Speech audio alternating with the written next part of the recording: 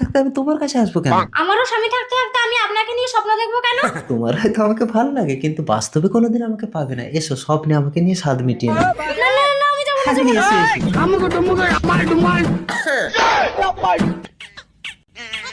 কি গো শুনছো, তোমার দাদাকে নিয়ে না কি বাজে একটা স্বপ্ন দেখলাম।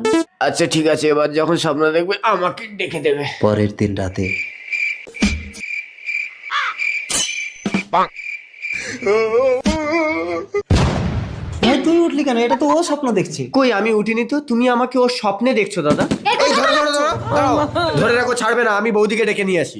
বৌদি। কি হয়েছে ঠাকুরপো? দাদা তো বৌদির ঘরেই ঘুমোচ্ছে, তাহলে আমার ঘরে ওইটা কি? কিছু বলবে? না না কিছু না বৌদি। এই শিউলি ছেড়ে দাও ছেড়ে দাও। কেন? পরে বলছি। এই ভাই, তোর দাদা এসে যাবে, পালা পালা পালা। চুলকানি কে ওটা? কই কেউ না তো, তুমি স্বপ্ন দেখছো।